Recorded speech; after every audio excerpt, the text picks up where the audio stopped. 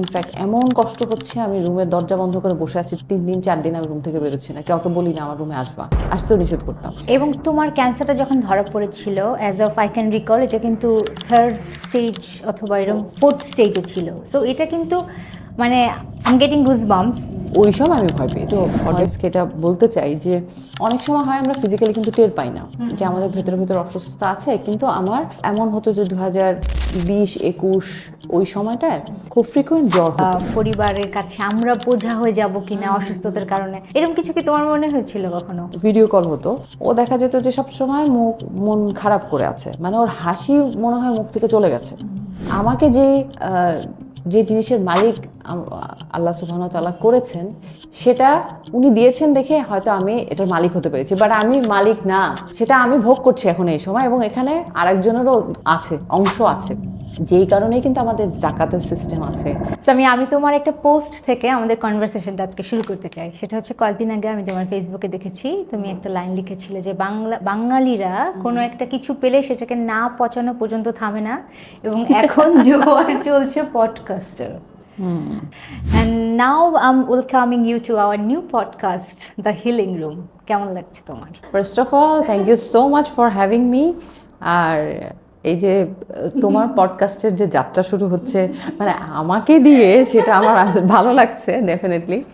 হ্যাঁ, আমি একটা পোস্ট দিয়েছিলাম, সত্যি কথা বলতে, যে প্রত্যেকটা জিনিসেরই তো একটা রিজন থাকতে হয়, একটা কারণ থাকতে হয়। লেটসে তোমার একটা ভাবনা থেকে তুমি মনে করেছো যে এই কাজটা করলে হয়তো বা আমি মানুষকে ম্যাক্সিমাম অ্যাওয়ারনেসের জায়গায় নিয়ে যেতে পারি। আমরা কিন্তু সবাই এখন থ্রাইভ করছে হচ্ছে গুড কন্টেন্টের জন্য, একটা ভালো কন্টেন্টের জন্য, যেটা থেকে শিক্ষণীয় কোনো কিছু পাওয়া যাবে। এমন না যে ফানি কোনো কিছু, কোনো ফানি পিক আপ লাইন বা ফানি কোনো কথা নিয়ে আমরা সেটাকে নিয়ে যখন সোশ্যাল মিডিয়াতে এত বেশি ট্রল হতে থাকে বা এত বেশি টকেবিলিটি ক্রিয়েট হয়, সেটা কিন্তু আমাদের জন্য একটা ব্যাড সাইড বলবো, যে আমাদেরকে লোকজন কিভাবে জাজ করবে, বা আমাদের মানে সোশ্যাল মিডিয়া থেকেই তো আমাদেরকে একটা কান্ট্রিকে জাজ করছে বা এই কান্ট্রির সংস্কৃতিকে জাজ করছে। তো কীভাবে জাজ করবে? সো আমি নাম নিতে চাই না, এমন এমন মানুষজনের কন্টেন্ট হয়তো মানুষজন এত শেয়ার করছে, এত ভিউজ হচ্ছে, কিভাবে হচ্ছে, ডেফিনেটলি তাদেরকে লোকজন দেখছে, তাদেরকে তো বর্জন করছে না। সো কেন দেখছে? সেখান থেকে কি পাচ্ছে? শেখার মতো কোনো কিছু? তোমার কাছে কি মনে হয় যে এই যে কন্টেন্ট তারা তৈরি করে কেন? To get money or to get fame? Of course, একটা হচ্ছে যে ইজি মানি, যে ঠিক আছে এখান থেকে ইউটিউব থেকে টাকা পাওয়া যায় বা সোশ্যাল মিডিয়া থেকে টাকা পাওয়া যায়, সেটা একটা কারণ আছে।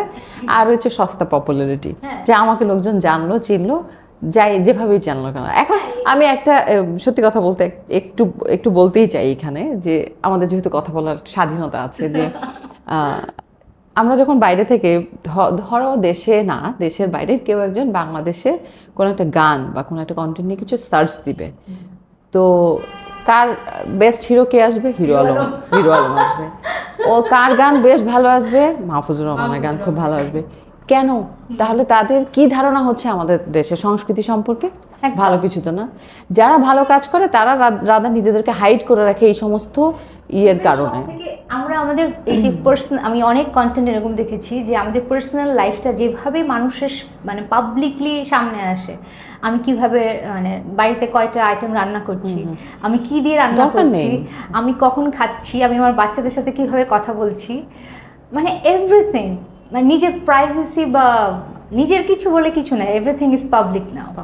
তো এটা কিন্তু আমারও এই ব্যাপারটা খুব একটা পছন্দ না। যাই হোক, আমরা আজকে অনুষ্ঠানটা শুরু করি, আমাদের আজকের কথাবার্তাটা শুরু করি। আমি অন্য প্রসঙ্গে কথা বলছিলাম, ফ্রাস্ট্রেশনের কথা বলেছি।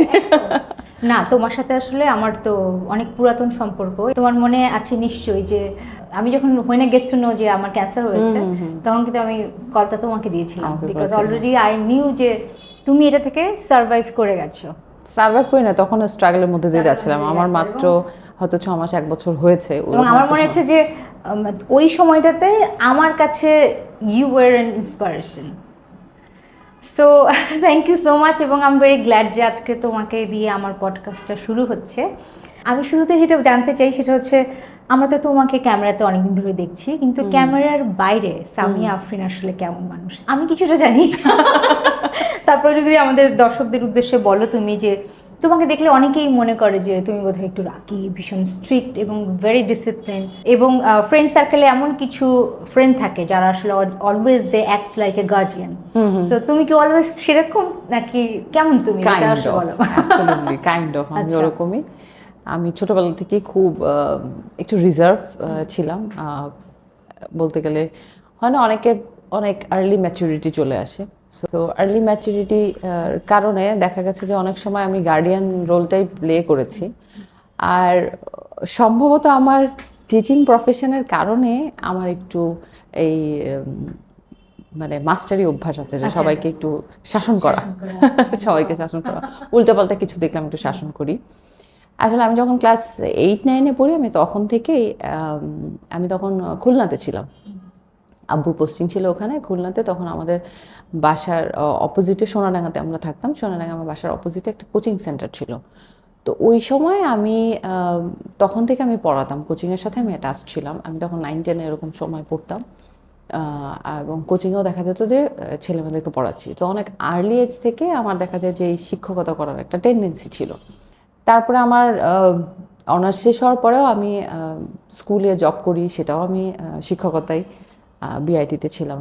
আমার ফার্স্ট জব ছিল। তারপরে স্কলাস্টিকাতে আমি অনেক বছর ছিলাম অ্যাজ এ ফ্যাকাল্টি। ওই কারণে হচ্ছে আমার এই সবার মধ্যে এরকম একটা অভ্যাস। আর যেটা বলা যে গার্ডিয়ান সুলভ আচরণ, সেটা আমার ইউনিভার্সিটি থেকেও কিন্তু হয়েছে। কারণ আমি আমার বিয়ের পরে আসলে ইউনিভার্সিটিতে জয়েন করেছি, অনেক আর্লি এজে। তো ইউনিভার্সিটিতে যখন জয়েন করছি তখন বাই দ্য টাইম আমার মনে হচ্ছে যে আচ্ছা আমি ম্যারিড, তাহলে তো আমার আর কোনো কিছু নেই, টেনশনের কিছু নেই। ধরো ওই সময় কি হয়, মানুষ এই প্রেমের দিকে মনোযোগ দিবে, এদিকে ওদিকে খুচরা ইয়ে করে বেড়াবে। আমার তো এগুলো নিয়ে কোনো চিন্তাই নেই। এবং কোথাও কোনো প্ল্যান হলে আমার ফ্রেন্ডসরা আমাকে সবাই আফরিন বলে ডাকে, আমার ইউনিভার্সিটির ফ্রেন্ডরা। তো আমাকে সবসময় বলতো যে ওদের প্যারেন্টরা আসলে আফরিন আছে সাথে, আচ্ছা ঠিক আছে তাহলে কোনো টেনশন নেই, she will take care of everyone. তো ওই ব্যাপারটা আমার অনেক আগে থেকেই ছিল যে I can take care of people. কোনো কিছু এদিক ওদিক উল্টাপাল্টা হলে তাকে শাসন করতে হবে, ওয়েদার সে আমার বন্ধু হোক, ছোট হোক, বড় হোক, আমি সেটা করি। তুমি তো বিয়ের পরে ইউনিভার্সিটিতে গেলে, তার মানে তোমার প্রেমের সুযোগ হয় নাই? আফসোস হয় তোমার এটা নিয়ে? একটু তো আফসোস হবে, বিকজ সবার লাইফে এরকম এক্সপিরিয়েন্স থাকা উচিত। তোমার বাবা মার সাথে তোমার সম্পর্ক কেমন? আমার সাথেও সম্পর্ক খুব ভালো। আমি বললাম না আমি একটা খুব কেয়ারিং টাইপের মানুষ। তো আমার প্যারেন্টের কাছ থেকে হয়তো বা আমি এই অভ্যাসটা পেয়েছি। আমার বাবা মাও প্রচণ্ড কেয়ারিং। আমি দেখেছি আমার ফ্যামিলিতে সবসময় how they take care of their parents, তাদের ভাই বোনদেরকে। তো ওইভাবে হয়তো বা আমারও ওরকম প্রোগ্রাম হয়ে গেছে। তার মানে তুমি তোমার এই মানে এই ক্যারেক্টারটা আমি বলবো তুমি তোমার বাবা মার কাছ থেকে সবার কাছ থেকে, হ্যাঁ, আসে। এবং আমার ছেলেকেও দেখি যে he is also very much very caring, responsible. একটু রেসপন্সিবিলিটিটা যদি না থাকে মানুষের মধ্যে, যদি রেসপন্সিবল জ্ঞান না থাকে, তাহলে তার কাছ থেকে মানুষ ভালো কিছু এক্সপেক্ট করতে পারে না। এক হচ্ছে যে আমরা যদি খুব সেলফিশ হয়ে যাই তাহলে শুধু নিজেরটা ভাবি। যখনই আমি সেলফিশ না হব, আমি যদি আরেকজনের কথা একটু ভাবতে চাই, তখনই কিন্তু আমি কেয়ারিং হয়ে যাচ্ছি। তো ওই ব্যাপারটা আমার বাই ডিফল্ট আছে। যেহেতু বাবা মার কথা, বাবা মার প্রসঙ্গ নিয়ে কথা বলছিলাম, একটা বিষয় আসলে আমার মনে পড়ে গেল। সেটা হচ্ছে একটা গবেষণায় দেখা গেছে অলমোস্ট 50%-এরও বেশি কেসে দেখা গেছে যে একজন মানুষের মানসিক শক্তি অনেকটাই জেনেটিক্যালি হয়। এখন আমার প্রশ্ন হচ্ছে, আমাদের দেশে যেখানে ক্যান্সার মানে আসলে আমরা ভাবি যে আমরা মরে যাচ্ছি, একদম মৃত্যুর সাথে লড়বো এরকম, সেখানে আমি আসলে তোমাকে বিভিন্ন ইন্টারভিউতে কথা বলতে দেখেছি যে তুমি এই ক্যান্সারটাকে একটা নর্মাল অসুখকে আমরা যেভাবে ট্রিট করি তুমি সেভাবেই দেখেছো। এবং এই যে দৃঢ় মনোবল এবং মানসিক শক্তি, এটা কোথা থেকে আসলো এবং কীভাবে? এটা হচ্ছে আমার অটোমেটিক্যালি এটা চলে আসছে। আমি এটা বলবো না যে আমার প্যারেন্টের কাছ থেকে এটা আসছে, হয়তো কিছু কিছু জিনিস গড গিফটেড। হয়তো almighty has chosen me to hold on to it, এবং how to deal with it which can make an example for others. So ওই জায়গা থেকে আমিও যে ভেঙে পড়িনি ব্যাপারটা ঠিক সেরকম না, বাট সেটা খুব কম সময়ের জন্য। When I got to know about it, তখন আমার কাছে ভয় লাগেনি যে আচ্ছা ঠিক আছে এটা একটা সমস্যা হয়েছে, I need to find a solution. তো সবাই যেখানে খুব, কারণ ওই সময় ওই হুতাশ করা নিয়ে খুব ব্যস্ত হয়ে যায়, আমার কি হবে, কি করব না করব, তার থেকে আমার মনে হচ্ছে যে মেডিকেল অ্যাসিস্ট্যান্সটা খুব বেশি জরুরি দরকার। এই মুহূর্তে আমার প্রথম প্রায়োরিটি হচ্ছে মেডিকেল অ্যাসিস্ট্যান্স, আমি কী নিতে পারি বা কোন পদ্ধতি আমি অ্যাপ্লাই করতে পারি, because I have seen my relatives suffering from cancer and they died. তো ওইটা আমার মাথায় ছিল। আর আমার কাছে সবচেয়ে আশ্চর্য লেগেছে যে আই ওয়াজ ফিজিক্যালি কমপ্লিটলি ওকে, আমার কিন্তু মনেই হচ্ছিল না যে আমার কোনো অসুস্থতা আছে বা আমি টুকটাক সোশ্যালাইজ করছিলাম। বাট হ্যাঁ, এবং তোমার ক্যান্সারটা যখন ধরা পড়েছিল, as of I can recall, এটা কিন্তু 3rd স্টেজ অথবা ফোর্থ স্টেজে ছিল। তো এটা কিন্তু মানে I am getting goose bumps, সত্যি কথা। এটা কিন্তু রিয়েলি কি বলবো, সো হার্ড। তুমি যেখান থেকে আসলে যে ফাইটটা করেছো, মানে আমারটা ছিল হচ্ছে খুবই প্রিলিমিনারি স্টেজ। সো তারপরেও আমি তো মানে ভীত ছিলামই, আর তোমার ছিল 4th স্টেজ। আর আমার ওই সময় আমি যেহেতু জানতাম না যে এটা 4th স্টেজ, তো আমার আইডেন্টিফাই হওয়ার পরে বা ডায়াগনোসিস হওয়ার পরপরই আমার মনে হলো যে চলে যায়। বাট তার কিছুদিন আগে থেকে আমি একটু অডিয়েন্সকে এটা বলতে চাই যে অনেক সময় হয় আমরা ফিজিক্যালি কিন্তু টের পাই না যে আমাদের ভেতরে অসুস্থতা আছে, কিন্তু আমার এমন হতো যে 2020-21 ওই সময়টায় খুব ফ্রিকুয়েন্ট জ্বর হতো। হ্যাঁ, হয়তো কিছু না কিছুতেই একটু শরীর খারাপ লাগছে, লেটসে আমি জিম করছি, 2-3 দিন করার পরে আমার শরীরটা খারাপ লাগছে, আমার আর করতে ইচ্ছা করছে না, so I started taking rest. তো এরকম হতো খুব ফ্রিকুয়েন্টলি, অসুস্থ লাগছে বা এনার্জি পাচ্ছে না, এনার্জি ফল করছে। বাট সেটা কেন হচ্ছে, ভিতরে ভিতরে আমার এই অসুস্থতা ছিল সেই কারণে, যেটা আমরা অনেক সময় ইগনোর করে যাই। মনে হয় যে জ্বর হয়েছে, আচ্ছা ঠিক আছে একটা নাপা খেয়ে নিলে ঠিক হয়ে যাবে। বাট যদি ফ্রিকুয়েন্টলি এই ঘটনাগুলো ঘটতে থাকে, then you must see a doctor, you must examine your whole body, অথবা ব্লাডের একটা রেগুলার সিবিসি করি বা যেই টেস্টটাই করি, সেগুলো করলে কিছু না কিছু ফল যদি থাকে তাহলে সাথে সাথে ধরা পড়ে, তখন এটা এত দূর বাড়ে না।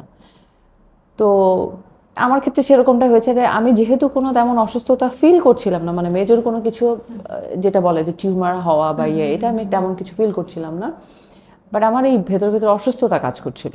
তো যখন এটা জানার পরে তো আমার মনে হলো যে আচ্ছা যদি এরকম হয়ে থাকে, আমি তো জানি না, আমার মনে হচ্ছে এটা ভুল। বাংলাদেশে যখন এটা আমি টেস্ট করিয়েছি তখন আমার মনে হচ্ছে যে এই রিপোর্টটা হয়তো ভুল আছে, কারণ এরকম অনেক হয় যে আমি ফাস্টেস্ট কোথায় গিয়ে টেস্ট করতে পারি বা রিকনফার্ম হতে পারি। তো আমি রিকনফার্মেশনের জন্য আমি তখন আই মুভ টু সিঙ্গাপুর। ওখানে গিয়ে যখন 2-3টা হসপিটালে যখন দেখলাম, চেক করলাম, এবং একই জিনিস যখন আসছে, তখন ওই সময় আমি ভয় পেয়েছিলাম। মানে ওরা যে ট্রিটমেন্ট প্রসিডিউরটা বলেছিল, তখন আমার মনে হয়েছিল যে এইটা তোমার লাইফস্টাইল হ্যাম্পার করবে, আমি মনে হয় না এটা নিতে পারবো। তো আমার মনে হয়েছে যে মানুষ তো পৃথিবীতে আসে, মারাও যায়, তো ট্রিটমেন্ট না করে মারা গেলে কি হয়েছে, এমন তো কোনো বিগ ডিল না, এটা আমারও মনে হয়েছিল। So I refuse to take any sort of treatment. But যখন এনইউএইচে গেলাম, ন্যাশনাল ইউনিভার্সিটি হসপিটাল সিঙ্গাপুর, ওখানে যখন গেলাম, তখন তারা আমাকে যে ট্রিটমেন্ট প্রোটোকলটা বললো সেটা কমপ্লিটলি ডিফারেন্ট ছিল। উইদাউট পারফর্মিং এনি সার্জারি, তারা আমাকে ইমিউনোথেরাপির মাধ্যমে যে কেমোটা ইউজ করা, যে মেডিসিনটা ইউজ করা, ইমিউনোথেরাপি বললো যে অ্যাডভান্স স্টেজে আসলে তো আমাদের সার্জারি কোনো লাভ হবে না। যদি এটা প্রাইমারি স্টেজে থাকতো, প্রিলিমিনারি স্টেজে থাকতো, তাহলে সার্জারি করে আমরা রেডিওথেরাপি দিতাম বা কেমো দিতাম, জিনিসটা ঠিক হয়ে যেত। যেহেতু advance stage, already it had spreaded all over my body, এখন তো এটা করে কোনো লাভ নেই। তারপরে তারা যে প্রোটোকলটা বললো, আই এগ্রিড, ফাইন, এটা আমি নিতে পারি, যদিও অনেক ব্যয়বহুল, বাট আমি চেষ্টা করেছি যে ওটা ফলো করার, একদম রিলিজিয়াসলি ফলো করার। এই ক্যান্সারের সময় যেটা হয় কি, যে ডেটসগুলো মিস করা যায় না, ঠিক যেই ডেটে এক্সামিন করা থাকে বা থাকে, ওদের একটা প্রোটোকল ম্যানেজ যেটা দেওয়া থাকে, সেটা রেগুলারলি মেনটেন করতে হয়।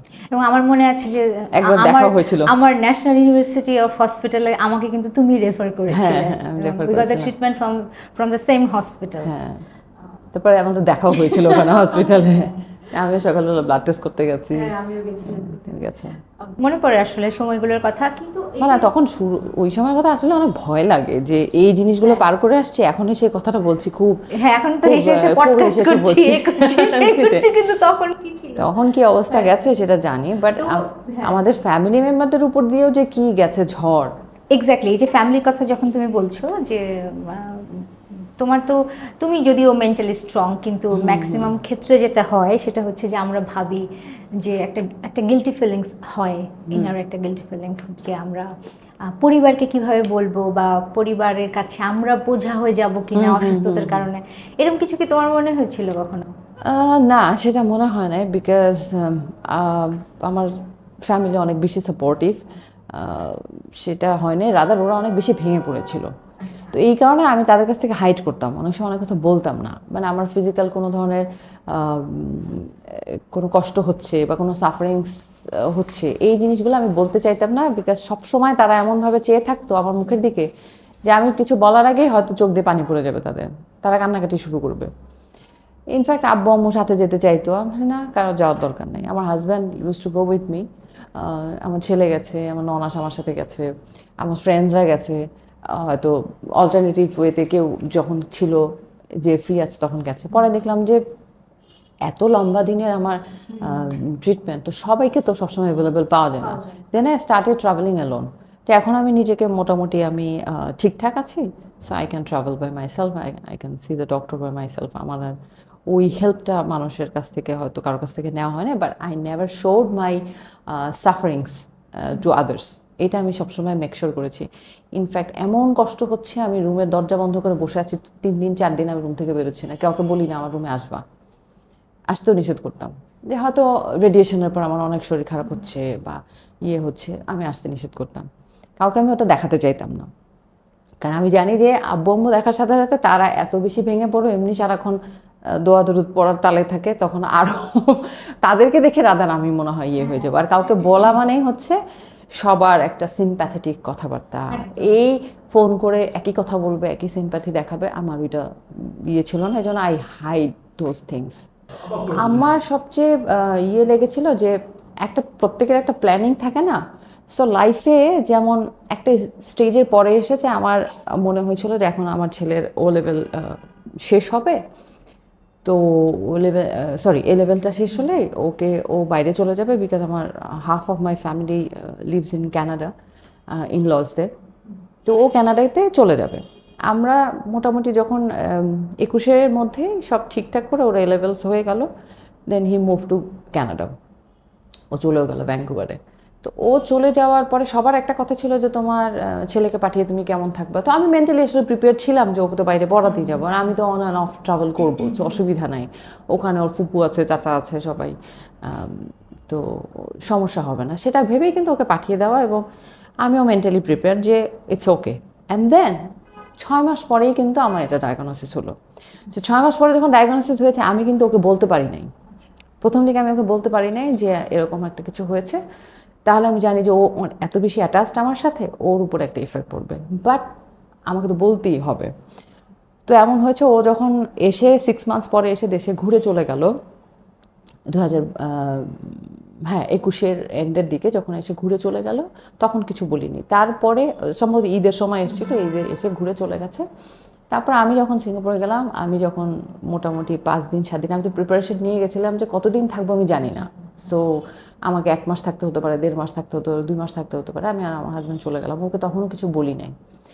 এরপরে যখন ও দেশে মানে ওখানে যখন শুনলো এটা, লেটসে যখন আমি ট্রিটমেন্ট শুরু করলাম, তো ট্রিটমেন্ট যখন শুরু করলাম তখন তো এত খারাপ অবস্থা হয়ে গেল যে ওটা তো জানোই যে শরীরে যখন কেমো যায় তখন আসলে একদম কোনো এনার্জি থাকে না।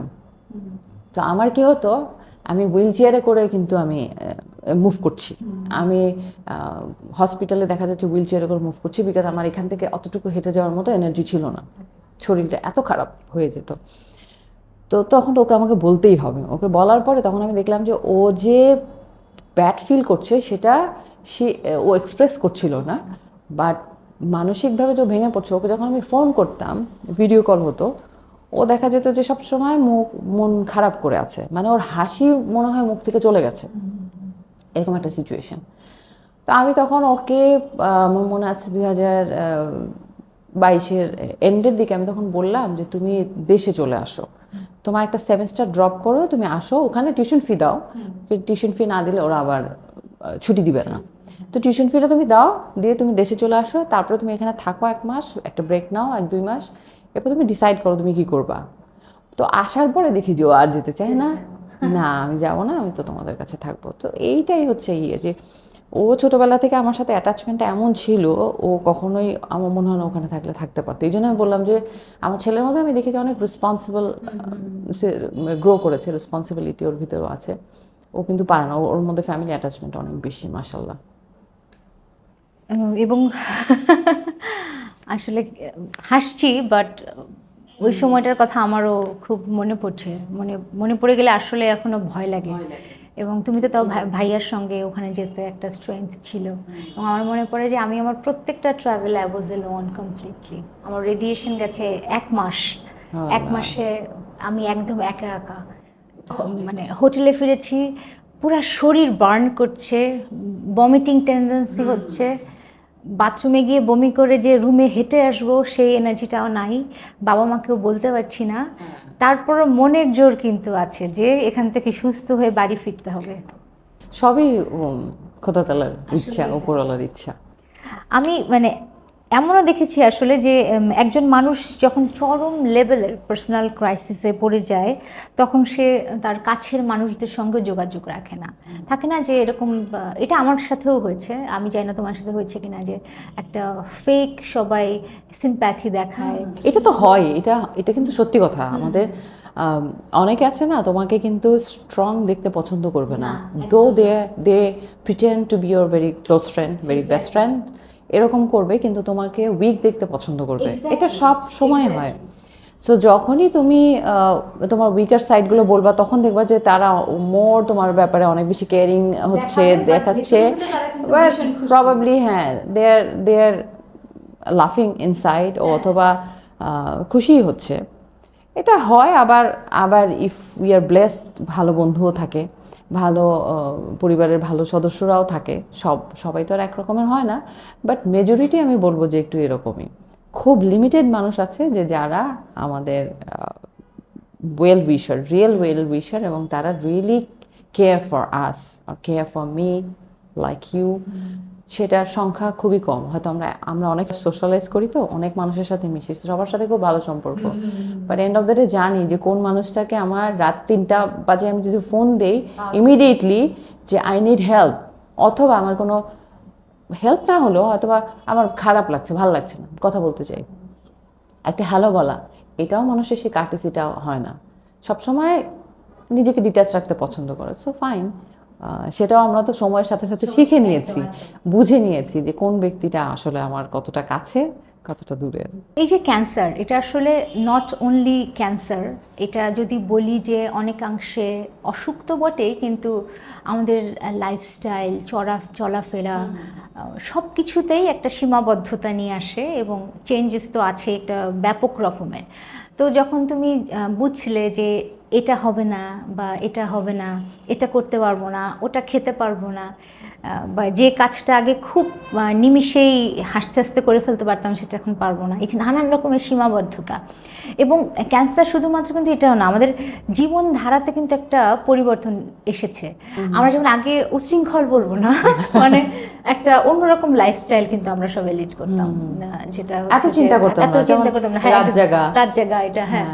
তো বেশি ঘুরে ফিরে বেড়ানো। ক্যান্সার কিন্তু আসার পরে জীবনটাকে অনেকটা কি বলবো আমি, ডিসিপ্লিন করে ফেলেছে। এটা মানে যদি এটা একটা ভালো দিক যদি বলি, সেটা হচ্ছে লাইফটা অনেক বেশি ডিসিপ্লিনড হয়েছে। বাট তোমার যখন মনে হলো যে এই সীমাবদ্ধতাগুলো আমার জীবনে আসছে, সেটাকে তুমি কিভাবে নিলে? আমার কাছে মনে হয়েছে যে definitely Almighty has a reason, has a purpose, যে আমাকে কেন এই অসুস্থতার মধ্যে ফেলেছে।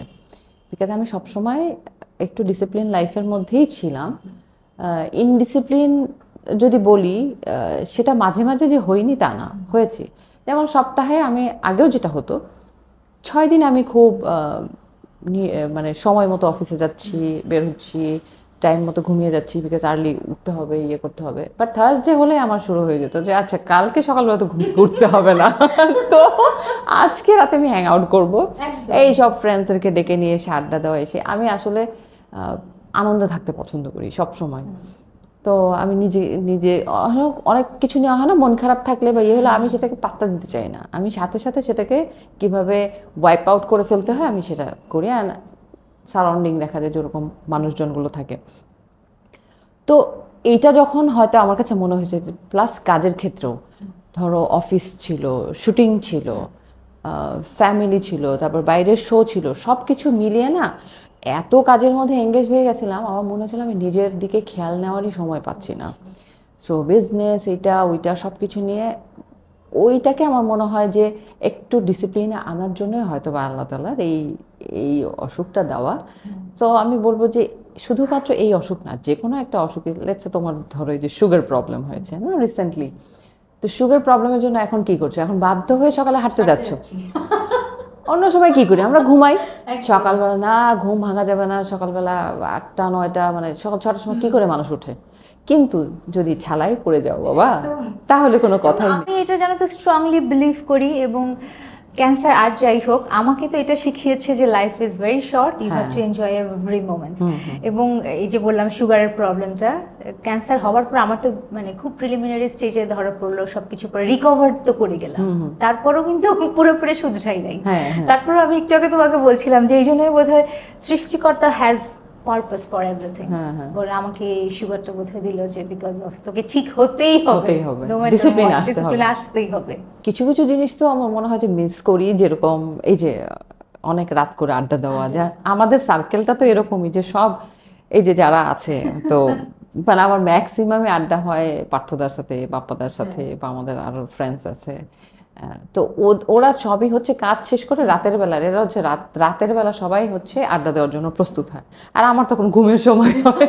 তো আমি দেখা যায় যে এটা খুব মিস করি। আর আমি কিন্তু গান সত্যি কথা খুব পছন্দ করি। তুমি সুন্দর গানও তো গাও।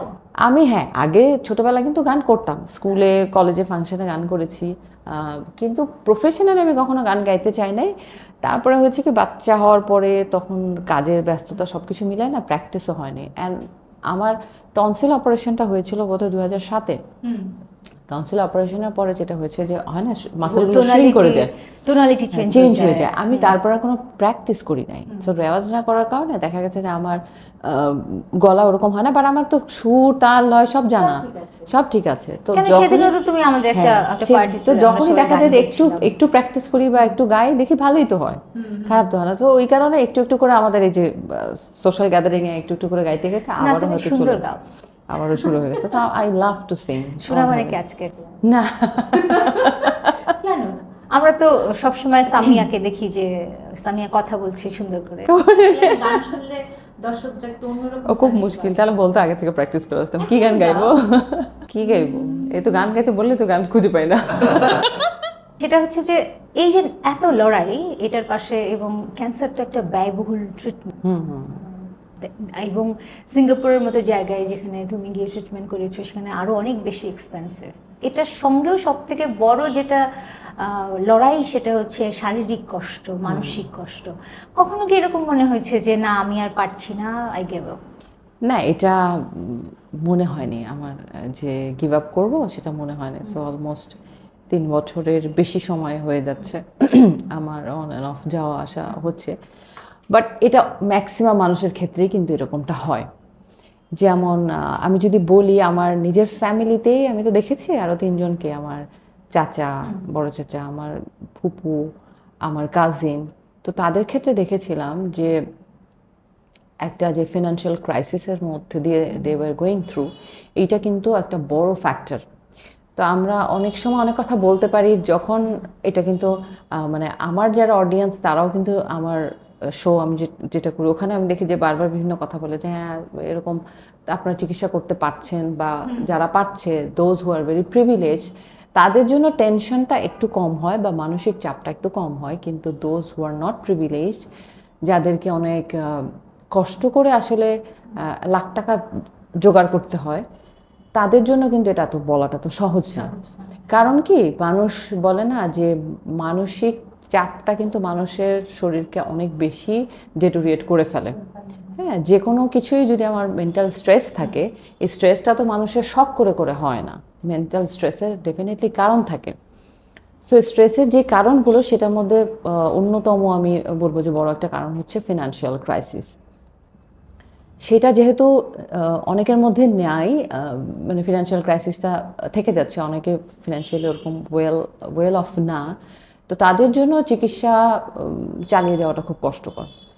আমরা যখন দেখেছি যে হয়তো আমরা কি করতাম যে এই ফান্ড রেইজের ব্যবস্থা করা, ওই সময়ও আমার আত্মীয়দের ক্ষেত্রেও এরকম হয়েছে যে একার পক্ষে সম্ভব হয়নি, তো আমরা সবাই মিলে হেল্প করেছি। তো যদি ফ্যামিলির লোকজন হেল্প করার মতো থাকে, সাপোর্ট করার মতো থাকে, তাহলে তো ডেফিনেটলি ভালো কথা। অথবা আমরা যদি সোশ্যাল জায়গা থেকে যদি চিন্তা করি, অনেকেই আছে অনেক অনেক টাকার মালিক, তারা টাকা রাখার জায়গা পায় না। হ্যাঁ, এটা কিন্তু সত্যি কথা, এটা খুব বাজেভাবেই বলছি, রাখার জায়গা হয় না, কিন্তু তারা দেশের বাইরে টাকা পাঠাচ্ছে, এত বাড়ি গাড়ি করছে। আসলে কি মানুষের এত কিছুর প্রয়োজন আছে? একটু ভালোভাবে বেঁচে থাকার জন্য কি এত কিছুর প্রয়োজন আছে? হ্যাঁ, মানুষের বেসিক নিডটা যেটা আছে সেটা থাকবেই, এবং বলে না যে প্রয়োজনের কিন্তু কোনো শেষ নাই। তো প্রয়োজনটাকে আমি এত বড়ই না বানাই যে যেখানে শেষই হচ্ছে না। রাদার আমি যদি ভেবে নেই যে আমার এটা একটা থিওরি যে আমাকে যে জিনিসের মালিক আল্লাহ সুবহানাহু ওয়া তাআলা করেছেন, সেটা উনি দিয়েছেন দেখে হয়তো আমি এটার মালিক হতে পেরেছি, বাট আমি মালিক না, সেটা আমি ভোগ করছি এখন এই সময়, এবং এখানে আরেকজনেরও আছে, অংশ আছে। যেই কারণেই কিন্তু আমাদের জাকাতের সিস্টেম আছে, যেই কারণে হচ্ছে আমাদের ডোনেট করার সিস্টেম আছে, যে কেন তোমার যা আছে সেটা কিন্তু পুরোপুরি তোমার না। এটাই হচ্ছে পরীক্ষা, যে তুমি সেখান থেকে কতটুকু মানুষের জন্য করতে পারছো। আমাদের দেশে তুমি ভেবে দেখো, যত মানুষজন আছে তারা যদি প্রপারলি এই বন্টনটা যদি করে, বা তাদের সম্পদের বন্টন যদি ঠিক মতো করে, বা সম্পদের এই যে জাকাত যদি প্রপারলি দেয়, এত গরিব মানুষ তো থাকে না। তো এই ভেদাভেদ তো আল্লাহ তাআলা তৈরি করে দিয়ে মানুষকে শেখানো বা বোঝানোর জন্যই তো এই জিনিসগুলো তৈরি করা। তো আমরা বুঝি কোথায়, কতটুকু মানি? তো মনে হয় যে মানুষ রিলিজিয়াস হলে খুব বুঝি, কি বলবো, ঘোমটা পরে থাকলে বা ইয়ে করলে তারা খুব রিলিজিয়াস হয়, তারা খুব রিলিজিয়াস ব্যাপারটা বিশ্বাস করে বা কাজগুলো করে, কিন্তু সেটা আসলে সত্যি কথা না। ধরো একজন মানুষ একবার হজ করতে গেছে বা উমরা করতে গেছে, আমি যদি এই এক্সাম্পল দিয়ে বলি, তার তো প্রত্যেকবার যাওয়ার দরকার নেই। যে আনপ্রিভিলেজ আছে, যেতে যেতে পারছে না, তার অনেক ইচ্ছা, তাকে পাঠাও, বিকজ তোমার জন্য তো একবারই ফরজ। তুমি একবার করেছো, তুমি সেটাতে আনন্দে থাকো। তুমি যদি তোমার যদি এবিলিটি থাকে, তুমি অন্য মানুষকে দিয়ে করাও। তো সব কিছু নিজেকে কেন ভোগ করতে হবে, সব কিছু নিজেকে কেন করতে লাগবে? আমি তো পারি এই বন্টনগুলো করতে, মানুষের মধ্যে কিছুটা দিতে। তো ওই বোধটা যদি আমাদের মধ্যে একটু মানবিকতার বোধ থাকে, তাহলে আমি না পারবো না নিজে নিজে সব কিছু করতে। আমি যখন দেখি, সত্যি কথা, আমি যখন বের হয়ে আমার খুব খারাপ লাগে যে ছোট ছোট বাচ্চাদেরকে যখন দেখছি যে হয়তো ভিক্ষা করছে বা কিছু করছে, ওটা দেখলে প্রচণ্ড খারাপ লাগতে থাকে।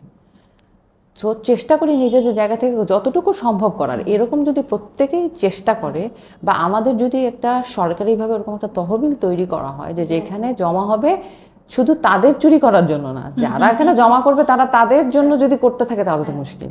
না, আমাদের দেশে তো এটাই যারাই হয়, দেয় তারাই খায়। তারাই খায়, এটাই হয়ে গেছে প্রবলেম। এবং এই যেহেতু এই ট্রিটমেন্ট মানুষের হক নষ্ট করা আর কি, এই হকটা এটা আমাদের দেশের থেকে বড়, মানে শুধু এই ট্রিটমেন্ট না, ধরো যে কোনো ট্রিটমেন্টই, একটা মানুষের সাধারণ একটা জ্বর হয়েছে, সেটাও কিন্তু তার ডক্টর দেখানোর বা পরীক্ষা করার মতো সেরকম এবিলিটি থাকে না। না, যেহেতু আমরা ক্যান্সারের কথা বলছিলাম, যেমন উন্নত দেশগুলোতে যদি দেখি, যে আমি যেমন দীর্ঘদিন নিউজিল্যান্ডে থেকে এসেছি, বা যে কোনো উন্নত দেশগুলোতে যেটা তো সরকারি খরচেই হয়। এক্স্যাক্টলি, ছেলে হোক বা মেয়ে হোক, সবারই কিন্তু একটা নির্দিষ্ট এজের পরে কিন্তু গভর্নমেন্টের উদ্যোগে কাজটা একটা বেসিক টেস্ট করা হয়। এরকম যদি আমাদের দেশে থাকতো। আমাদের দেশে তো আসলে মানুষদেরকে মানুষই মনে করা হয় না। এক্স্যাক্টলি।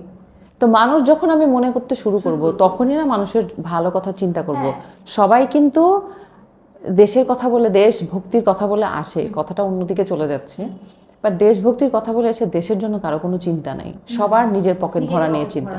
আসলে যে হ্যাঁ, মানে দেশের জন্য চিন্তা ভাবনা যদি মানুষের থাকে, দেশের প্রত্যেকটা মানুষের কথা চিন্তা করা, তো মানুষের কথা যখন আমি চিন্তা করব, মানুষের পাবলিক হেলথ নিয়ে যখন আমি কথা বলছি, তো পাবলিক হেলথের জন্য যে সমস্ত ইনফ্রাস্ট্রাকচার তৈরি করা দরকার, সেগুলো যখন তৈরি হবে, তখনই না মানুষ এই সাপোর্টটা পাবে, হেল্প পাবে। তখন ব্যক্তিগত জায়গা থেকে আমরা যারা যতটুকু করছি, দ্যাটস নট এনাফ। এত বড় একটা জনগোষ্ঠীর মধ্যে এতটুকু এতটুকু এক ফোঁটা সমুদ্রের মতো এক ফোঁটা জলের মতো, এটা কিছুই না। আমাদের বেসিক চাহিদা কি? চিকিৎসা, শিক্ষা, খাদ্য। এই তিনটা জিনিস যদি, বাসস্থান, এই চারটা ভেরি ইম্পর্টেন্ট জিনিস যদি আমাদের ঠিক থাকতো তাহলে কিন্তু অনেক কিছু হতো না। এটা নাই বলেই কিন্তু না, কারণ আছে, এটা এটা নাই দেখে কিন্তু আমাদের মানুষদের মধ্যে, এই দেশের মানুষের মধ্যে এত ফ্রাস্ট্রেশন, তাদের বিহেভিয়ারাল জায়গা থেকে এত এগ্রেসিভ কেন তারা? বিকজ তাদের ওই জিনিসগুলো মিট আপ হচ্ছে না। মিট আপ না হওয়ার কারণে না এই বৈষম্যটা এত বেশি। যার আছে তার অনেক আছে, যার নাই তার একেবারেই কিছু নেই। তো এই বৈষম্যের কারণে মানুষের মধ্যে গ্রাজ অনেক বেশি, ক্ষোভ অনেক বেশি। এইটা যে কোনো কিছুতেই কিন্তু প্রকাশ পায়, হুটহাট করে প্রকাশ পায়। এই যে রিসেন্টলি যে ঘটনাটা ঘটলো, একটা কাজের মেয়ে যে মেরে ফেললো মা মেয়েকে, কিসের জন্য? মাত্র 2000 টাকা ও চুরি করেছিল। ওর হয়তো কোনো নিড ছিল, চুরি করেছিল, যে সেটা যে ওকে আটকানো হলো এবং সেই ক্ষোভে ও এত বড় একটা স্টেপ নিয়ে ফেলেছে, এটা তো চিন্তাও করে নাই। সো আমরা ক্রাইমটাকে দেখছি, বাট এটার পেছনের যে ইমোশনটা কেন করেছে সেটা তো আসলে দেখা হয় না। সেদিন কি একটু বলি যে কোনো একটা প্রসঙ্গে একজনের সঙ্গে কথা হচ্ছিল, তখন বলছিল যে উনি হচ্ছেন বেসিক্যালি ইউনিসেফে জব করে, তো চাইল্ড লেবার এগুলো নিয়ে কাজ হয়। তো বললো যে আমাদের দেশে এরকম হয় যে যেই সব বাচ্চাদেরকে হয়তো বা পানিশমেন্ট দেওয়া হচ্ছে তাদের কোনো ক্রাইমের কারণে, ওরা যেখানে থাকে, আমাকে বলেছে হ্যাভ ইউ বিন দেয়ার, কখনো গেছি, কখনো দেখেছি ওরা কীভাবে থাকে? ওদেরকে তো মানুষই মনে করা হয় না। তো যেই দেশে মানুষকে মানুষ মনে করা হয় না, সেই দেশে চিকিৎসা নিয়ে কথা বলা তো অনেক পরের কথা। যাই হোক, আমরা দেশের জাতি নিয়ে কথা বলে ফেলছি। আমরা আমাদের টপিকে ফিরে আসি আবার। যেটা হচ্ছে যে আমি তোমাকে অনেক ইন্টারভিউতে বলতে শুনেছি যে তোমার ক্যান্সার হবার পরে তোমার থেকে বেশি উৎকণ্ঠিত হয়েছিল ভাইয়া, এবং উল্টা তোমাকেই তাকে সান্ত্বনা দিয়ে মানে দিতে হয়েছে। তো এই যে তোমাদের দুজনের সম্পর্ক তোমার অসুস্থতার পরে কি বদলে গেছে বা কোনো পরিবর্তন এসেছে? কি হয়েছে? এখন আমাদের ঝগড়া হয়, বুঝছো? বললে মানে আমার মনে হয় যে এই যে খুনসুটি বা ঝগড়া, হ্যাঁ, হাজব্যান্ড ওয়াইফের মধ্যে, এটা ইটস এ মাস্ট থিং। এটা যতদিন থাকবে ততদিন মনে করতে হবে যে ভালোবাসাটা আছে, আর যখনই থাকবে না, চুপ হয়ে যাও, তখন মনে হবে যে ভালোবাসা নাই। এই যে বলে না সারাক্ষণ একজনের দোষ ধরে বেড়াচ্ছি, কিসের জন্য? হয়তো আমি তাকে আমার মতো করে চাইছি, হচ্ছে না সেই কারণে। না, going back to your question, ও অনেক বেশি ভেঙে পড়েছিল, সত্যি কথা। এবং এমনও হয়েছে যে হসপিটালে যতবারই গেছি, হয়তো নার্স মনে করছে যে সেই পেশেন্ট, তাকে নিয়ে ব্লাড প্রেশার টেস্ট করতে বা করতে তাকে নিয়ে যাচ্ছে। না না, আমি পেশেন্ট, সে না। তো অনেক তার ভিতরে ছোট ছোট কিছু ব্যাপার আছে আমার হাজব্যান্ডের। ও যেমন এক্সপ্রেসিভ না, অনেক প্রকাশ করতে পারে না, মানে তার ইমোশনটাকে বা তার ফিলিংসটাকে সে প্রকাশ করতে পারে না। প্রকাশ করার ভঙ্গি ডিফারেন্ট, দেখলে কেউ মনে করবে ঝগড়া করছে, আসলে কিন্তু সেটা না। একটা ছোট্ট এক্সাম্পল দিই, আমার বিয়ের পরে এরকম যে আমি বললাম আমার টনসিলার প্রবলেম ছিল, তো আমি ঠান্ডা খেতে পারতাম না, একেবারেই ঠান্ডা খেতে পারতাম না। তার অভ্যাস ছিল হচ্ছে ঠান্ডা পানির মধ্যে বরফ দিয়ে খাবে, এত ঠান্ডা খাওয়া। So the first sacrifice he made, he stopped drinking cold water. হ্যাঁ, বিকজ আমি খেতে পারছি না যেহেতু ঠান্ডা পানি, সেজন্য সে খাওয়া বন্ধ করে দিয়েছে, সে ঠান্ডা পানি খেত না। এটা তখন থেকে, মানে কত, আমার 26-27 বছর হয়ে গেছে আমাদের বিয়ের, তো তখন থেকেই কিন্তু এক্সপ্রেস করতে পারে না।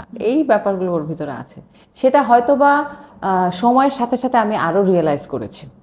হয় না, যখন এত ছোটোবেলা বিয়ে হয় তখন তো অনেক কিছু বুঝি নাই, বাট আর এই যে 20-22 বছর পরে এসে, এই 24-25 বছর পরে এসে আমার মনে হয় যে ডে বাই ডে একটা মানুষের থাকতে থাকতে রিয়েলাইজ করা যে না, ভালোবাসার বহিঃপ্রকাশ অনেক রকমের হতে পারে, এক্সপ্রেশন অনেক রকমের হতে পারে, বাট হ্যাঁ, genuinely if you have a right person beside you, with you, so nothing can break you.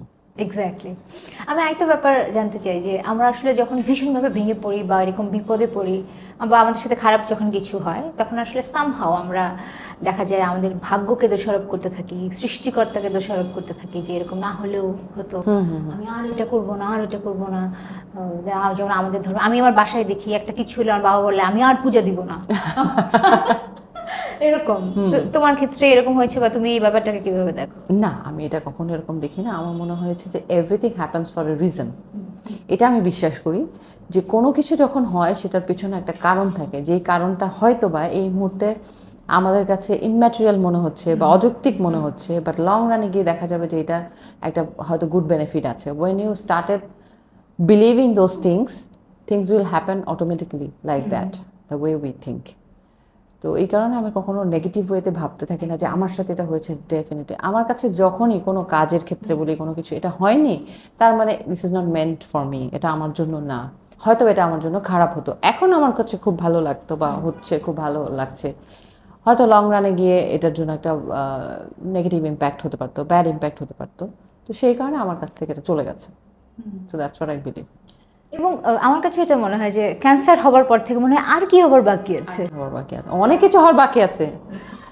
Seriously তুমি ভেবে দেখো, লেটস সে এখনো তো ক্যান্সার হয়েছে, বাট আমরা স্টিল উই ক্যান ওয়াক, আমরা হাঁটতে পারছি, চলতে পারছি। আল্লাহ মাফ করুক, এই যে অ্যাক্সিডেন্ট করে পঙ্গু হাসপাতালে গিয়ে দেখো মানুষ কত অসহায়, সেখানে আরো বেশি অসহায়তা তুমি দেখতে পাবে। বিকজ একটা মানুষ যখন বসে আছে, হাঁটতে পারছে না, চলতে পারছে না, সে ফুললি ডিপেন্ডেন্ট মানুষের উপরে। আমি তো আমারটা নিজে করতে পারছি, এতখানি ডিপেন্ডেন্ট এখন। এবং আই স্ট্রংলি বিলিভ আসলে এভরিথিং হ্যাজ পারপাস, এবং এটা সেজন্যই হয়, এটার বাইরের কিছু না। I strongly believe in god, এবং আমি আসলে এটাকে ভীষণ পজিটিভলি নিই, তুমি যেটা বলছিলে একটু আগে। এবং I never regret for anything. আমার কাছে মনে হচ্ছে আমার ক্যান্সার হয়েছে, এটার কোনো একটা ভালো রিজন ছিল, এজন্যই হয়েছে। এবং আমি এই কথার সূত্র ধরেই বলি, সেটা তোমার ট্রিটমেন্টের সময় আমি দেখেছি তুমি কিন্তু তখন উমরা করতে গিয়েছিলে, এবং সেটা কেন তোমার কাছে? ওমরাও করেছি, হজও করেছি লাস্ট। কি চিন্তা থেকে ওই মুহূর্তেই গেল? আসলে ওমরা করার বিষয়টা আমার মাথায় ছিল যে আমি 2020-এ প্ল্যান 19-এ প্ল্যান করেছিলাম যে যাব, 19-20 ওই সময়টায় আমার ইচ্ছা ছিল যে আমি আমার আব্বু আম্মু তো অনেক আগে হজ করেছে, তো আমার ইচ্ছা ছিল যে আমি বিং দেয়ার চাইল্ড, আমি ওনাদেরকে একটা উমরা করাবো, এটা আমার একটা মনের ইচ্ছা ছিল। তো 19-20 এরকম সময় থেকে প্ল্যান করছিলাম, বাট তারপর কোভিডের জন্য আটকে গেল, কোনো কিছু হয়নি, আমার মাথা থেকে ছুটে গেছে। আর আমার মনে হচ্ছে এত জায়গা আমি ঘুরতে যাই, এখানটা তো আমার এখনও যাওয়া হয়নি, তো আমি ওই ভাবনা ছিলাম। কিন্তু যখন সত্যি কথা আমার যখন ক্যান্সারটা হলো এবং মোটামুটি 1 বছর পার হয়ে যাওয়ার পরে আমি যখন একটু বেটার ফিল করতে শুরু করলাম, তখন আমার না খুব টানতো। আমার মনে হতো কি যে আমি যে প্রমিস করেছিলাম বা আমি মনে মনে ভেবেছিলাম যে আমি যাব ওখানে, সেটা এখনও হচ্ছে না। আমার মনে হয় যাওয়া উচিত, মনে হয় আমার ওখানে যেতে হবে। যে কোনো সময় হয় না যে মানুষ তো ওই যে বিপদে পড়লে আল্লাহর নাম না, এরকম একটা ব্যাপার। এটাও কিন্তু কথাটা সত্য আংশিক ক্ষেত্রে, আমার ক্ষেত্রে যেটা হয়েছে, এমন হচ্ছে আমার ওখানে যেতে হবে। আমি আগে থেকে প্ল্যান করছিলাম, যাচ্ছিলাম না, বাট ওই সময় এসে আমার আরও স্ট্রংলি এটা আর্জ হচ্ছিল যে আমাকে যেতেই হবে। তো আমি তখন আব্বু আম্মুকে নিয়ে প্ল্যান করে আমরা যখন গেলাম ওমরা, আমার কেন এটা ছিল যে আমি হজ করতে যাব, আমার প্ল্যান ছিল যে আগে আমি ওমরা করে এসে I want to C the ambience and the process, এটা কীভাবে হয়। কারণ হজ তো একটা বিশাল বড় কর্মযজ্ঞ, ওটা এত সহজ না। তো সেটা যখন মেইন কাজটা করতে যাওয়ার আগে আমাকে এটা করে আগে আমাকে বুঝতে হবে। তো সেই জন্যই আসলে অনেক 19-20 থেকে প্ল্যান করতে করতে ফাইনালি যখন এই সিচুয়েশনটা হলো তখনই যাওয়া। তো তারপরে তো ওমরাও করা হয়েছে, হজও করা হয়েছে, সব কিছু আলহামদুলিল্লাহ আল্লাহ করিয়েছেন, সেজন্য আম সো ব্লেসড আলহামদুলিল্লাহ। তো সব কিছুই বললাম তো যে যেরকম করে ভাবতে চায়, চিন্তা করতে চায়, সিচুয়েশনগুলো তার সাথে ওরকম করেই হবে। মানুষের জীবনের প্রত্যেকটা চ্যালেঞ্জিং চ্যাপ্টার কিন্তু তাকে নতুন করে কিছু শেখায়। তুমি যদি আজকে দেখো, যে যদি তুমি চোখ বন্ধ করে চিন্তা করো 5 বছর আগের সামিয়া এবং এখনকার সামিয়া, তোমার কাছে 5টা যদি বলি, এরকম কয়েকটা যদি পার্থক্য তোমাকে জিজ্ঞেস করা যায়, তাহলে তুমি কি বলবা? অনেক অনেক চেঞ্জ এসছে। আমি বলবো যে আমার পুরা আইডিওলজি চেঞ্জ হয়ে গেছে। আগে কি হতো, আমি কাজের জন্যই বেশি মনে হয় যে এফোর্ট বেশি দিতাম, যে সারাক্ষণ কাজ কাজ কাজ করছি সে করছি, শরীরের দিকে খেয়াল কম নিতাম। তো যখন শরীর খারাপ হলো তখন মনে হলো যে আচ্ছা, শরীর ঠিক না থাকলে কাজ কি করে করব মানুষ। তো তখন কনসার্ন হয়ে গেল এটা। সো মেন প্রায়োরিটি এটা হয়ে গেছে। And the philosophy of my life has totally change, যেটা আমি এর আগেও কয়েকটা ইন্টারভিউতে বলেছি, যে আসলে মানুষের লাইফ খুবই ক্ষণস্থায়ী। এই যে কিছুদিন আগে যখন ভূমিকম্প সময় খুব সকালবেলা উঠে একটা বিশাল বড় নাড়াচাড়া দিল, হ্যাঁ, এবং সবাই খুব অস্থির হয়ে গেল। আমি কয়েকজনকে বলতে শুনলাম যে ওরা ব্যাকপ্যাক গুছিয়ে রাখছে বা মানে এমার্জেন্সি ব্যাগ রেডি করে রাখছে, যে কোনো সিচুয়েশনে যাতে এটা চট করে নিয়ে বের হতে পারে। বাট ওই দিন আমার সকালবেলা মনে হলো যে আজকে লেটসে 10টা সাড়ে 10টার সময় এরকম ঘটনা ঘটেছে, হয়তো অনেকে ঘুমিয়ে অনেকে উঠে নাই বা উঠেছে, তো হয়তো দৌড় দেওয়ার সময় আছে, যাদের দৌড় দেওয়ার সময় নেই তারা কি হবে। তো চাইলে it's a matter of fraction of second, everything can be destroyed. Exactly. And you have the supreme power. Who can do this. তো আমি কিসের বড়াই করব, কি নিয়ে লাফালাফি করব? ধরো তোমার বাড়িতে অনেক সহায় সম্পত্তি, টাকা পয়সা, গয়নাগাড়ি সব কিছু আছে, তুমি সেটা নিয়ে পালিয়ে যেতে পারবা? সেটা নিয়ে সেফ জায়গায় যেতে পারবা? তো যেখানে লাইফ এত ক্ষণস্থায়ী, এবং আমি এটা বলি যে এই পৃথিবীটাতে আমরা যে বেঁচে আছি এটা একটা মিথ। হ্যাঁ, এটা একটা মিথ, আমরা বেঁচে আছি। We are all going to die, that is the ultimate truth. বেঁচে যে আছি এটাই হচ্ছে সব থেকে বিস্ময়কর একটা ব্যাপার। তো প্রতিদিন তো আমার কাছে মনে হয় যে প্রতিদিন যে আজকে একটা দিন বেঁচে আছি এটাই তো একটা বিস্ময়। So any time any day, এখন আমার এরকম মনে হয়, আগে যেটা হতো যে 5 ইয়ার্স একটা প্ল্যান করতাম। সত্যি কথা, তুমি যেটা বলেছো, যে আমি তখন ভেবেছিলাম 2018-তে আমি যখন বিজনেস ট্র্যাক চেঞ্জ করেছিলাম, আমি তখন ভেবেছিলাম যে হ্যাঁ, আমি 5 ইয়ার্স পরে I want to see myself over there. কিন্তু সিচুয়েশন হ্যাজ কমপ্লিটলি চেঞ্জড, আমি কিন্তু সেটা করতে পারিনি। তো আমার মনে হয়েছে যে হ্যাঁ ঠিক আছে, আল্লাহ হয়তো আমাকে মোড়টা ঘুরিয়ে দিয়েছে, বলেছে এটা না, তুমি এই দিকে থাকো। তো এরকম হতে পারে। সো এভরি মোমেন্ট আমার কাছে এখন ইম্পর্ট্যান্ট। এভরি মোমেন্ট, যতক্ষণ আছি, যতটুকু আছি, সবাইকে নিয়ে আছি, ততটুকু ইম্পর্ট্যান্ট। মরে যাব যে কোনো সময়, তো এই যে এত প্রিপারেশনের লাভ কি? এবং এই যে আমি সেভিংস করে যেতে হবে, এটা রেখে যাব, সেটা রেখে যাব, কার জন্য রেখে যাব? প্রত্যেককে তার নিজেরটা করতে হবে। আমি কিন্তু আমার ছেলে পেলেদেরকে ইন্ডিপেন্ডেন্ট বানানোর চেষ্টা করি। আমি সবসময় বলি যে ভেবো না যে, আমার বাবার ক্ষেত্রে এরকম দেখেছি যে তারা তাদের ছেলে মেয়েদের জন্য রেখে যাবে, করে যাবে, এটা কিন্তু বাচ্চাদেরকে স্পয়েল করে। আমার এটা মনে হয়, when the kid knows যে he or she has these things in his or her bucket, তখন কিন্তু সে কাজ বন্ধ করে দেয় বা ওইভাবে ভাবে না। তো আমার নিজেকে করতে হবে নিজেরটা, এই ড্রাইভটা যদি তার না থাকে তাহলে কিন্তু সে কোনোদিন রেসপন্সিবল হবে না। ওই কারণে আমি কখনোই আমার ছেলেদেরকে শেখাই না এটা যে তোমার জন্য আমি কিছু রেখে যাব, করে যাব। তোমাকে করতে হবে নিজেরটা, তুমি নিজে করে নিবে। সো আমি তোমার বেসিক হয়তো খাওয়া পড়া, লেখাপড়া যতটুকু আমার করানো দরকার ততটুকু করব। বাট এই যে অনেক সম্পত্তি রেখে যেতে হবে, অনেক কিছু দিয়ে যেতে হবে, কিছুই না, ইটস নাথিং, কিছু ম্যাটারই করে না। তোকে যদি জিজ্ঞেস করি যে ধরো এই 5 বছর আগে তুমি এমন কিছু করতে যেটা ধরো এই 5 বছর ধরে করতে পারো না এবং খুব মিস করো, এমন কিছু আছে কি? হ্যাঁ, একটা জিনিস হচ্ছে যে আমি মিস করা বলতে যে আমার প্ল্যান ছিল যে আমি ট্রাভেল করতে অনেক পছন্দ করি। তো এখন যেরকম অনেক এরকম ট্রাভেল করতে পারছি না বিভিন্ন জায়গায়, সেটা আমি মিস করি যে আল্লাহ, সময় তো শেষ হয়ে যাচ্ছে, তারপরে যদি আমি বুড়া হয়ে যাই, তারপরে যদি আমার পায়ে জোর না থাকে, আমি যদি ঘুরতে যেতে না পারি, সো আমি মৃত্যুর আগে এটা করে যেতে চাই। আমার যতখানি সম্ভব এই সুন্দর পৃথিবী আমি যতটুকু সম্ভব আমি দেখে যেতে চাই। না না, একদম আমরা মানে my wholehearted wish for you, তুমি এত তাড়াতাড়ি বুড়াও হবে না, তুমি আর অনেক বছর বাঁচো, তুমি পুরো পৃথিবী দেখো। তো এই যে আজকে তুমি আর আমি এখানে বসেছি, আমাদের গল্প শোনাচ্ছি, এমন অনেক মানুষ আছে যারা আসলে সেই খোলসটার ভেতর থেকে বের হতে পারছে না, তারা ঘরে বসে যে যার জায়গা থেকে স্ট্রাগল করছে এবং মেন্টালি ইল হয়ে যাচ্ছে, আনওয়েল, এবং তারা আমাদের কথা শুনে তারা they can get strength and they can be well. So তোমার কি তাদের উদ্দেশ্যে কিছু? এটা কিন্তু খুবই ইম্পর্ট্যান্ট একটা বিষয় আমার মনে হয়, যে অনেক সময় মন খুলে কথা বলতে পারাটা, যেটা কিন্তু বাইরের দেশে আই হ্যাভ নোটিস দ্যাট যে ওদের কিন্তু ছোটো ছোটো কমিউনিটি থাকে। সো কমিউনিটির মধ্যে তখন এসে সেম টাইপের মানুষের একজনেরটা যখন শেয়ার করতে থাকে, তখনই কিন্তু এই যে পডকাস্টের উদ্দেশ্যটাই হচ্ছে তাই যে আরেকজনের স্ট্রেংথের জায়গাটা খুঁজে বের করা, বা সে যদি তার নিজের স্ট্রেংথের জায়গাটা খুঁজে বের করে। যেই কাজটা তার করতে ভালো লাগে সেরকম কোনো কাজ যদি সে বেছে নেয়, লেটসে অনেকে আছে সেলাই করতে পছন্দ করে, অনেকে আছে রান্না করতে পছন্দ করে, মানে যার যে কাজটা করতে ভালো লাগে সে যদি সেই কাজটাকে একটু পার্সু করে তাহলে কিন্তু নিজের মানে মানসিকভাবে ভালো থাকাটা চেষ্টা করা যায়। হ্যাঁ, আর ডেফিনেটলি সব কিছুর সম্ভব হয় যদি if you have a supportive family. অনেকেরই, আমি যেমন কিছুদিন আগে একটা কমিউনিটির কথা বললাম যে আমরা একসঙ্গে বসেছিলাম, অনেকের কথা শুনে মনে হলো আল্লাহ ওদের এত সাফারিংস, এত কষ্ট। So I am so blessed আলহামদুলিল্লাহ যে এরকম কিছু হয়নি।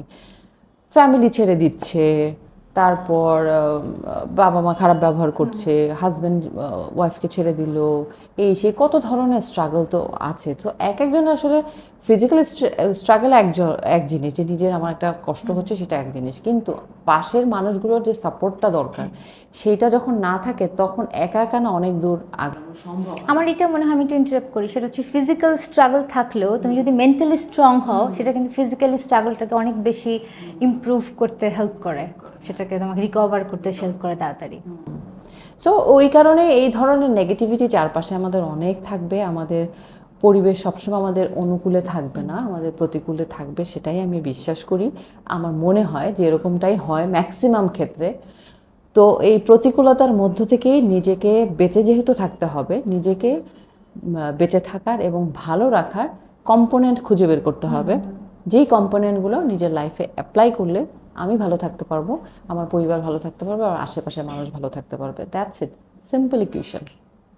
So thank you so much Samia, তোমার টাইমের জন্য, এবং তোমার এই স্ট্রাগলের গল্প আমরা শুনলাম, এবং আই হোপ যে আজকে আমার দ্য হিলিং রুমের অতিথি ছিল সামিয়া, এবং অনেক কথা, অনেক স্ট্রাগলের কথা আমরা জানতে পারলাম, এবং সে কীভাবে এই 4th স্টেজের ক্যান্সার থেকে সারভাইভ করে এখন হেসে খেলে কাজ করছে, আমাদের মাঝে রয়েছে, আজকে এখানে এসে আমার সঙ্গে কথা বলছে। সো আমার মনে হয় না লাইফে আসলে ভেঙে পড়ার কিছু আছে, লাইফের সব weakness can be your biggest strength. So আপনাদের সাথে নেক্সট এপিসোডে আবার দেখা হবে। Stay tune with vibe news.